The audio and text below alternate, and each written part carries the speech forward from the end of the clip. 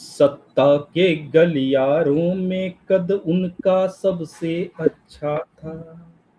सत्ता के गलियारों में कद उनका सबसे अच्छा था।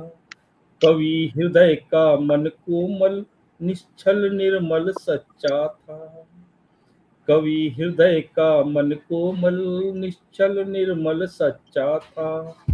कभी किसी से बैर न की, सबकी आंख के तारे वो।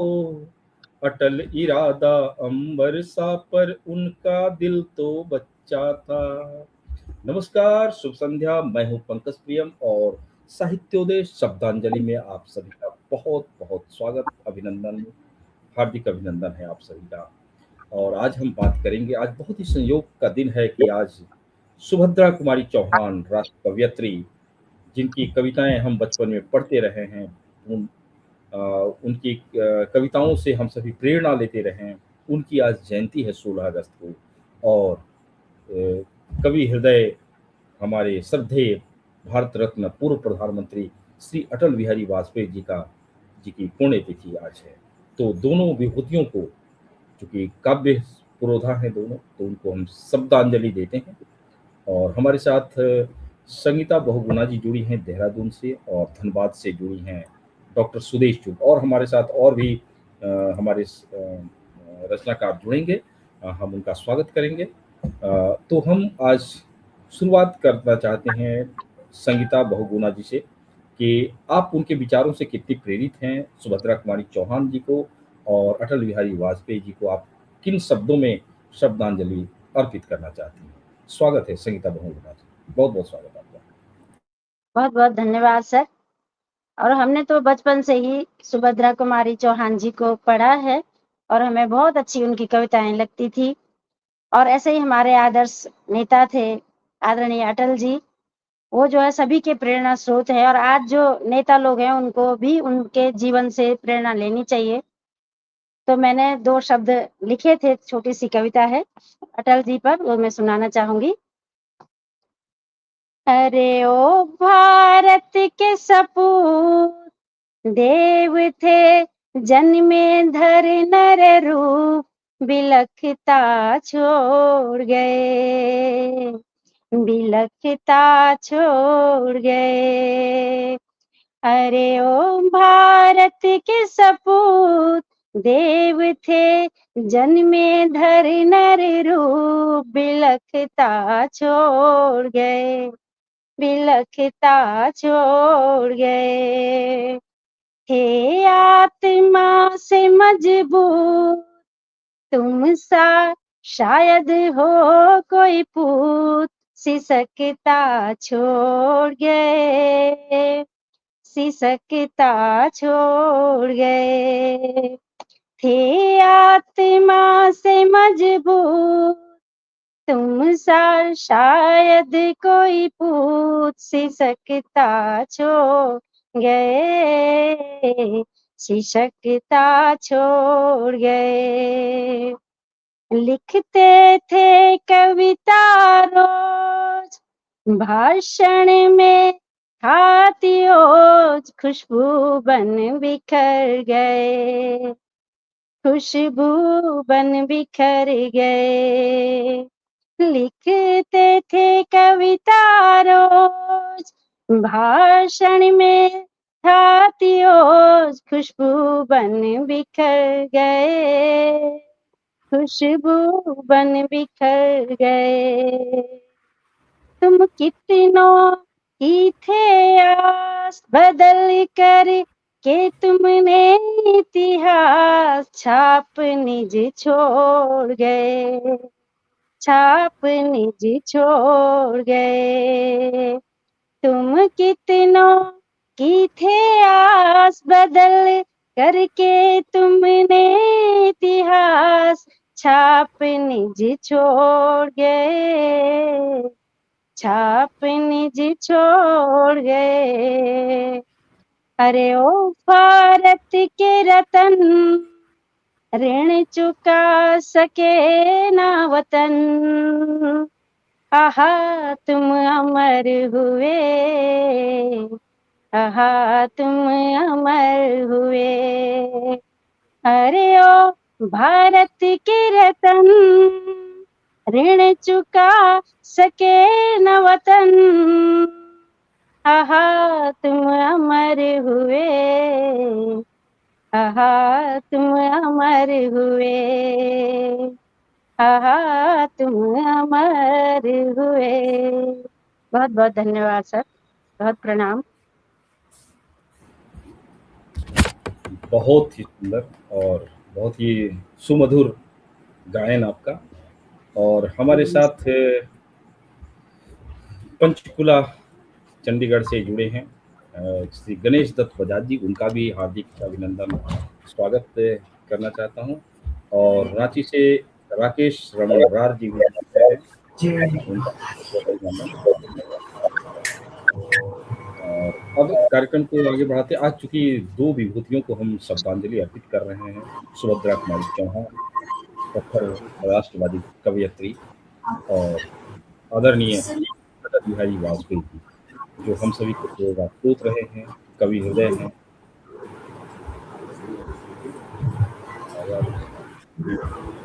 रमन जी, आपके यहाँ से आवाज की सनसनाहट आ रही, मैं थोड़ा सा म्यूट करता हूँ। हाँ, तो बहुत बहुत स्वागत है गणेश दत्त जी और रमन जी का इस कार्यक्रम में। और भी हमारे साथ जो अतिथि जुड़ेंगे उनका हम स्वागत करेंगे।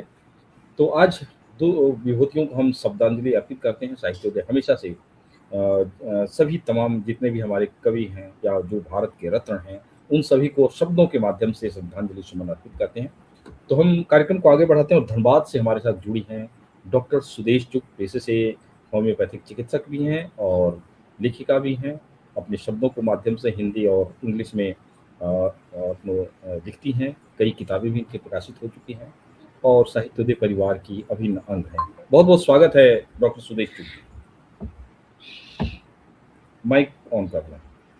नमस्कार मंच को, मेरा नमन, वंदन और अभिनंदन। आज इतने शॉर्ट नोटिस में मैं आपके समक्ष आई हूँ।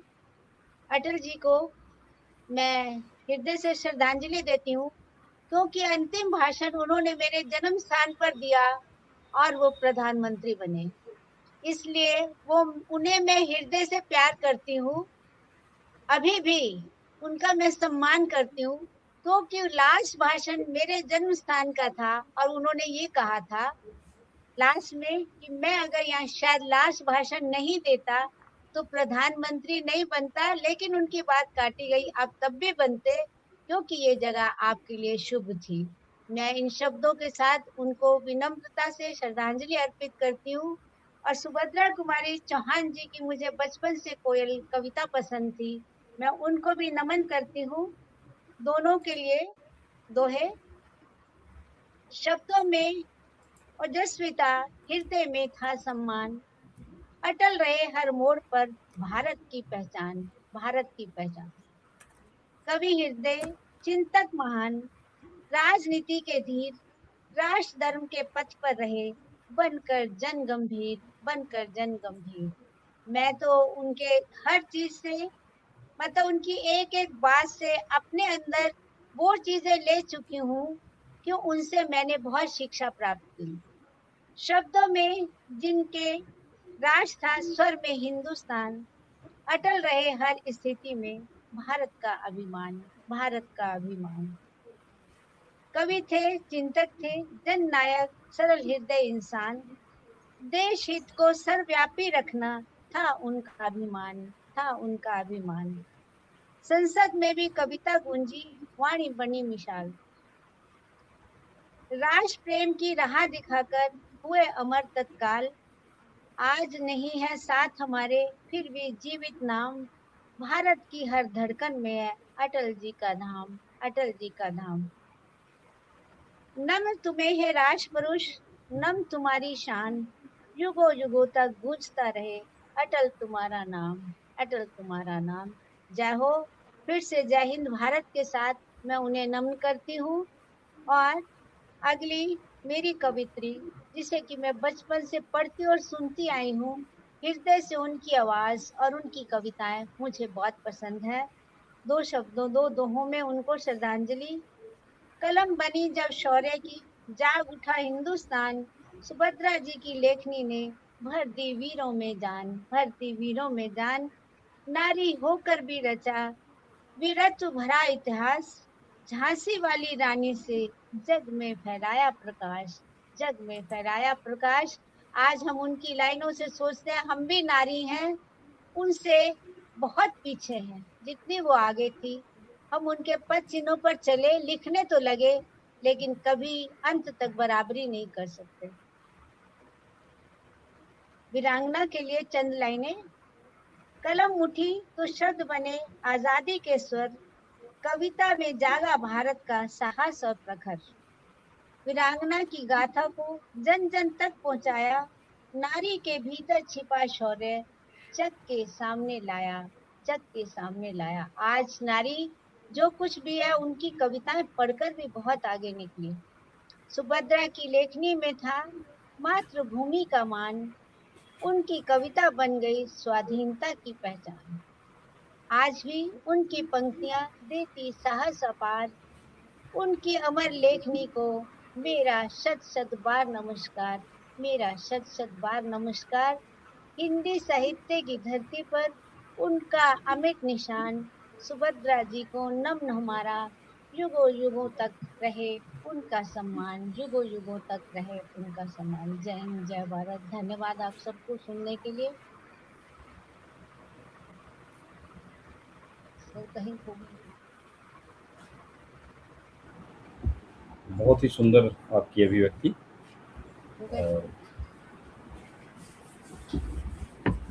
आज आप सभी को पता है कि 16 अगस्त 1904 को निहालपुर में उनका जन्म हुआ था, सुभद्रा कुमारी चौहान जी का। कई कविताएं हैं जो हम सबके दिलों में एक अमिट छाप छोड़ के रखी हैं। झांसी की रानी, खूब लड़ी मर्दानी बहु झांसी की रानी, यह इतनी ओजस्वी कविता है कि आज भी रगों में एक ऊर्जा भर देती है। इस तरह से अटल जी की भी कई कविताएं हैं जो हमारे जीवन को एक नई दिशा प्रदान करती है। तो हमारे साथ हैं गणेश दत्त बजाज जी। क्या विचार हैं इन दो जी नमस्कार। साहित्यकार हैं हरियाणा का। स्वागत जी, बहुत अच्छा है कि आपने ऐसा आयोजन किया जिसमें हम याद कर रहे हैं अटल बिहारी वाजपेयी जी को भी और सुभद्रा कुमारी चौहान जी को भी। सुभद्रा कुमारी चौहान जी की कविताएं तो हमारे पाठ्य पुस्तक में थी, सिलेबस में थी, तो कुछ कविताएं तो हमने वहाँ से पढ़ी। आज हम उनकी चर्चा करते हुए बताएंगे कि करीबन 43-44 साल ही उनका जीवन था और उन्होंने कहानी संग्रह भी दिए हमें और कविता संग्रह भी दिए और बाल साहित्य भी दिया।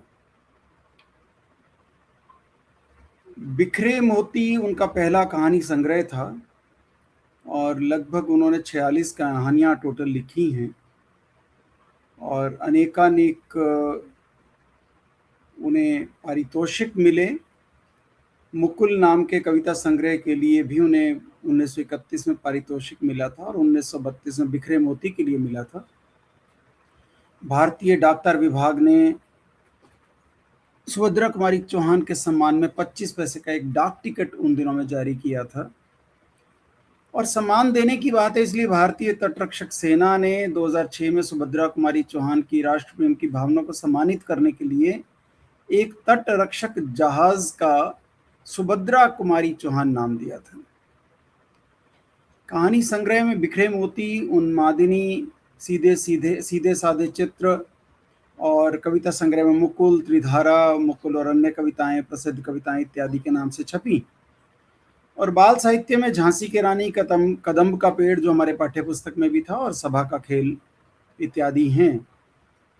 मुझे वो पंक्तियां अब याद आती हैं जो हमने पढ़ी बचपन में। ये कदम्ब का पेड़ अगर माँ होता यमुना तीरे, मैं भी उस पर बैठ कन्हैया बनता धीरे धीरे। या झांसी की रानी के लिए सिंहासन हिल उठे, राजवंशों ने भ्रिकुटी तानी थी, बूढ़े भारत में भी आई फिर से नई जवानी थी। गुमी हुई आजादी की कीमत सबने पहचानी थी, दूर फिरंगी को करने की सबने मन में ठानी थी। और कुछ अलग अलग तरह के भावों को प्रस्तुत करती कुछ कविताओं की पंक्तियां मुझे याद आती हैं कि मुझे छोड़कर तुम्हें प्राण धन सुख या शांति नहीं होगी, ये बात तुम भी कहते थे, सोचो भ्रांति नहीं होगी। और पहाड़ों पर, हिमाचल पर उन्होंने लिखा था कि आ रही हिमाचल से पुकार है, उधदी गरजता बार बार, प्राची पश्चिम भू नभ अपार, सब पूछ रहे हैं दिग दिगंत, वीरों का कैसा हो बसंत। तो वीरों के बसंत की वो बातें हमारी देश को प्रेम करने वाली सुभद्रा कुमारी चौहान ने लिखी। और बचपन की कविताओं में मैं बचपन को बुला रही थी, बोल उठी बिटिया मेरी, नंदन वंशी फूल उठी वह छोटी सी कुटिया मेरी। तो इस तरह से सुभद्रा कुमारी चौहान को हमने याद किया और मुझे बताया गया कि उनकी अंतिम कृति जो थी वो थोड़ा सा मन को कचोटने वाली है, प्रभु तुम मेरे मन की जानो। उनके मन में क्या भाव था, किस भाव से उन्होंने ये लिखी कि मैं अछूत हूं, मंदिर में आने का मुझको अधिकार नहीं है, किंतु देवता ये न समझना तुम पर मेरा प्यार नहीं है। प्यार असीम अमिट है फिर भी पास तुम्हारे आ न सकूंगी, यह अपनी छोटी सी पूजा चरणों तक पहुंचा न सकूंगी। मेरा भी मन होता है मैं पूजूं तुमको, फूल चढ़ाऊं और चरण रज लेने को मैं चरणों के नीचे बिछ जाऊं। मुझको भी अधिकार मिले वह जो सबको अधिकार मिला है, मुझको प्यार मिले जो सबको, देव तुम्हारा प्यार मिला है। लंबी कविता है, मैं इसको यहीं छोड़ता हूं और आगे बढ़ता हूं अटल बिहारी वाजपेयी जी की तरफ। अटल बिहारी वाजपेयी जी को लगभग सभी अच्छे से इस तरह से जानते हैं कि भारत के प्रधानमंत्री रहे हैं और राष्ट्रीय स्वयं सेवक संघ के प्रचारक के रूप में आजीवन अविवाहित रहने का संकल्प लेकर उन्होंने राष्ट्रीय जनतांत्रिक गठबंधन सरकार जो बनी उसके पहले प्रधानमंत्री थे।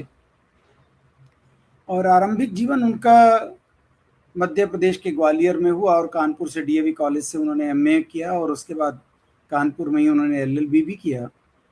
लेकिन महात्मा रामचंद्र वीर द्वारा रचित अमर कृति विजय पताका पढ़कर अटल जी के जीवन की दिशा ही बदल गई थी, ये महत्वपूर्ण है। और डॉक्टर श्यामा प्रसाद मुखर्जी और पंडित दीनदयाल उपाध्याय के निर्देशन में उन्होंने राजनीति का पाठ तो पढ़ा ही, साथ साथ पांचजन्य, राष्ट्रधर्म और दैनिक स्वदेश और वीर अर्जुन जैसे पत्र पत्रिकाओं के संपादन का कार्य उन्होंने कुशलता पूर्वक किया। 2015 में उन्हें भारत रत्न से सम्मानित भी किया गया। जो मुख्य उनके समय में चीज़ें हुई उनको मैं याद करवाना चाहता हूँ या करना चाहता हूँ। भारत को परमाणु शक्ति संपन्न राष्ट्र बनाना, पाकिस्तान से संबंधों के सुधार की पहल उन्होंने की, स्वर्णिम चतुर्भुज योजना की उन्होंने बात की और उसको आगे बढ़ाया, 100 वर्ष से भी ज़्यादा पुराने कावेरी जल विवाद को सुलझाया और केंद्रीय विद्युत नियामक आयोग आदि का गठन किया, राष्ट्रीय राजमार्गों और हवाई अड्डों का विकास करवाया, राष्ट्रीय सुरक्षा समिति, आर्थिक सलाहकार समिति और व्यापार और उद्योग समिति भी गठित की। उड़ीसा के सर्वाधिक निर्धन क्षेत्र के लिए 7 सूत्रीय निर्धनता उन्मूलन कार्यक्रम आरंभ किया, आवास निर्माण को प्रोत्साहन देने के लिए अर्बन सीलिंग एक्ट को समाप्त किया और ग्रामीण रोजगार सृजन और विदेशों में बसे भारतीय मूल के लोगों के लिए बीमा योजना उन्होंने शुरू की। व्यक्तिगत जीवन हम ज़्यादा चर्चा नहीं करते, लोग जानते हैं, लेकिन एक और जो उनका पहल था वो कवि के रूप में था। तो सभी जानते हैं कि बहुत अच्छे कवि थे और उनका मेरी 51 कविताएं नामक प्रसिद्ध काव्य संग्रह है। वाजपेयी जी को काव्य रचनाशीलता और रसास्वाद के गुण विरासत में मिले थे। उनके पिता कृष्ण बिहारी वाजपेयी जी ग्वालियर रियासत के अपने समय के जाने माने कवि थे। वे ब्रज भाषा और खड़ी बोली में काव्य रचनाएं करते थे। अटल जी ने किशोर वय में भी एक अद्भुत कविता लिखी थी, हिंदू तन मन हिंदू जीवन, रग रग हिंदू मेरा परिचय। तो किस तरह से सनातन को, हिंदू भावना को वो प्रेम करते थे, वो इस कविता से ही उजागर हो जाता है। उनकी कुछ प्रकाशित रचनाएं हैं, मृत्यु या हत्या, अमर बलिदान, कैदी कवि राय की कुंडलियां, संसद में 3 दशक, अमर आग है, सेकुलरवाद, राजनीति की रपटीली राहें, बिंदु बिंदु विचार इत्यादि, और मेरी 51 कविताएं। अनेकानेक पुरस्कार तो मिले ही, लेकिन सबसे बड़ा जो हमने बात की वो भारत रत्न था। और लेकिन बांग्लादेश सरकार द्वारा भी friends of Bangladesh liberation war award, श्रेष्ठ सांसद पुरस्कार, लोकमान्य तिलक पुरस्कार, और उन्होंने कानपुर विश्वविद्यालय से डीलिट की डिग्री भी हासिल की थी। उसके अलावा मध्य प्रदेश भोज मुक्त विश्वविद्यालय जियालाल बैरवा देवली से भी उन्होंने डीलिट की उपाधि हासिल की। अटल जी की 2 टिप्पणियां मैं अब यहाँ प्रस्तुत करना चाहता हूं कि उन्होंने कहा कि भारत को लेकर मेरी एक दृष्टि है, एक भारत जो भूख, भय, निरक्षरता और अभाव से मुक्त हो। क्रांतिकारियों के साथ हमने न्याय नहीं किया, देववासी महान क्रांतिकारियों को भूल रहे हैं। आज़ादी के बाद अहिंसा के अतिरेक के कारण यह सब कुछ हुआ। और अंतिम उनका कोट कि मेरी कविता जंग का ऐलान है, पराजय की प्रस्तावना नहीं। वह हारे हुए सिपाही का निराश्य निनाद नहीं है, जूझते योद्धा का जय संकल्प है। वह निराशा का स्वर नहीं, आत्मविश्वास का जय घोष है। प्रणाम, नमस्ते।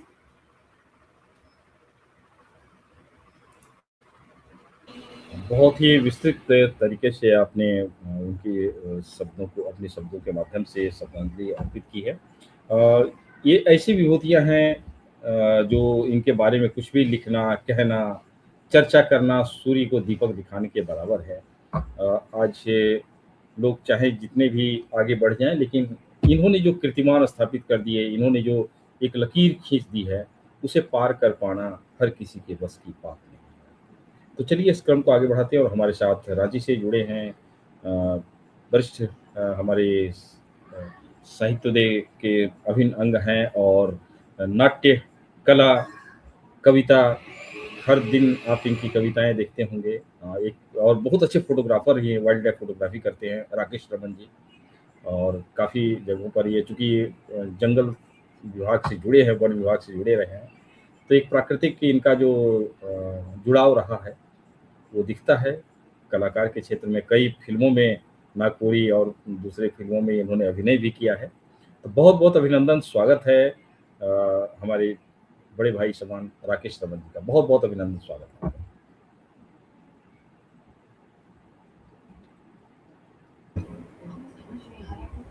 हाँ, सभी लोगों को मेरा प्रणाम। और प्रणाम आज का जो आयोजन है उसमें हम जिन लोगों को याद कर रहे हैं, ऐसे दोनों महान विभूतियों को मेरा प्रणाम है, नमस्कार है, नमन है। तो अपने गणेश जी ने तो दोनों ही विभूतियों के बारे में जितनी विस्तार से बता दिया, तो अब उसकी चर्चा का कोई लाभ नहीं है। बहुत अच्छा।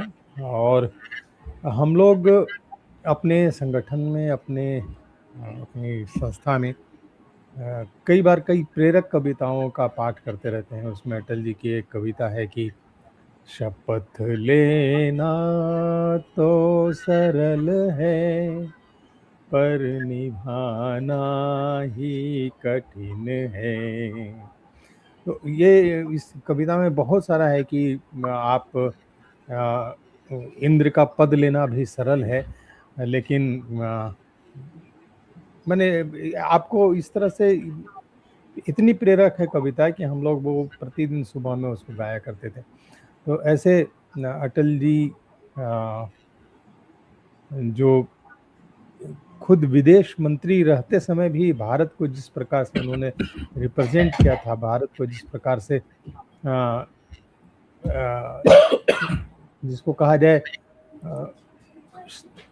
सम्मान पूर्वक उसका जो स्थान दिलाया था, वैसा और किसी विदेश मंत्री में उतना बल दिखाई नहीं पड़ा। तो ऐसे अटल जी वास्तव में अटल थे और इसलिए वो एक प्रेरक व्यक्तित्व हैं और हमें लगता है कि उनको बार बार देखना, पढ़ना, सुनना हमेशा चाहिए। जो भी जहाँ भी आपको साहित्य मिले हम लोगों को उनको जानना और पढ़ना चाहिए। तो बहुत हम लोग इस बात के लिए हम लोग बहुत अपने आप को समझना चाहिए कि हम लोग उनकी चीज़ों को, उनके साहित्य को, उनके विचार को, उनके संकल्प को जीते रहे हैं और जी रहे हैं। और सुभद्रा जी के बारे में तो गणेश भाई ने बताया है कि वो अल्पायु में चली गई, लेकिन थोड़े समय में उन्होंने जो मील का पत्थर बना कर दिया है, जैसे अपने चंद्रदास शर्मा गुलेरी जी ने 3 कहानियाँ लिखी और तीनों अमर हो गई, ऐसे ही सुभद्रा कुमारी चौहान जी की जितनी थोड़ी सी भी रचनाएं हैं वो सब के सब अगर आप पूरे भारतीय वाङ्मय में गिनना चाहें, उस काल के कालखंड में गिनना चाहें कि 10 ऐसे कौन से कवि हैं जो समय स्वनाम, जो 10 की अगर पूरी संख्या लेने जाए तो उसमें सुभद्रा कुमारी चौहान पूरे भारतवर्ष में गिनी जाने वाली हैं। इतनी अल्पायु में इतनी साधना उनकी सफल रही है। तो मैं उनको भी बहुत नमन करता हूँ, बहुत प्रणाम करता हूँ। और विशेष रूप से आज इसकी कोई तैयारी नहीं थी कि मैं उनके संबंध में आप अपनी अपनी तरफ से कविता कोई कुछ रचना सुना सुनाए। दीजिए, अपनी ही कविता कोई कुछ सुना दीजिए, क्योंकि आज श्रद्धांजलि है तो शब्दों हाँ के हाँ माध्यम से ही हम ऐसे विभूतियों को, चूंकि दोनों कवि कवयित्री रहे हैं, शब्दों हाँ के हाँ बिल्कुल बिल्कुल साथी बिल्कुल। रहे हैं, तो उन्हें शब्दों के माध्यम से ही हम लोग कविता के माध्यम से उन्हें आज श्रद्धांजलि सुमन अर्पित करते हैं। स्वागत है। ठीक है, मैं एक कविता सुना देता हूँ।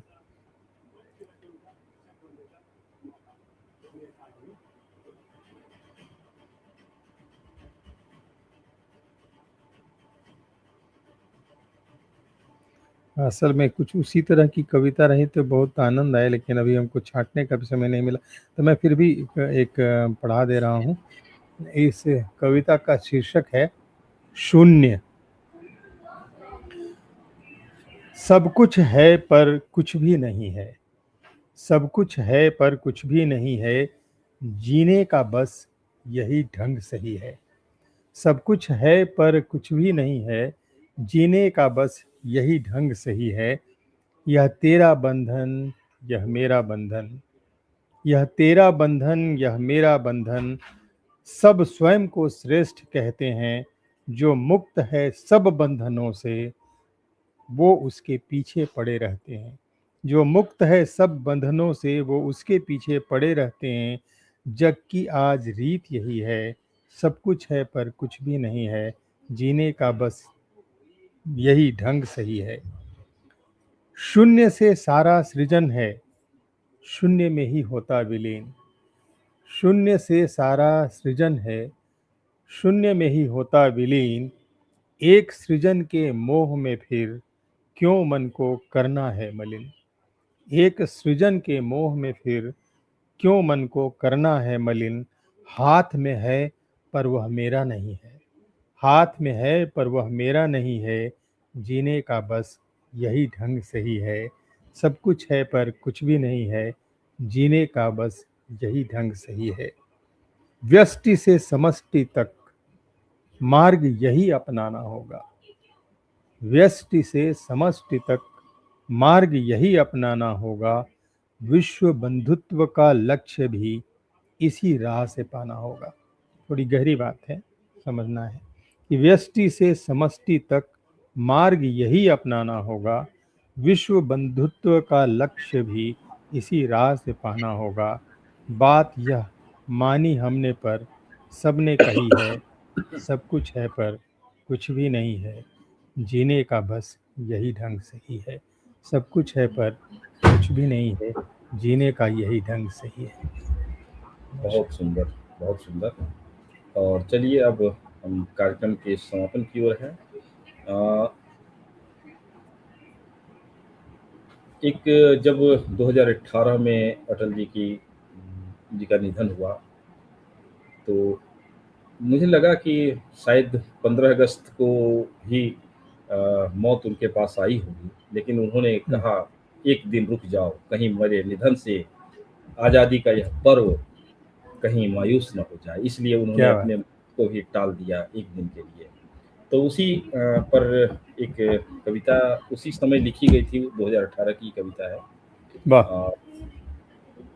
और उनके जीवन और उनकी कविताओं से ही प्रेरित कुछ पंक्तियां उसमें समाहित की है मैंने। स्वागत।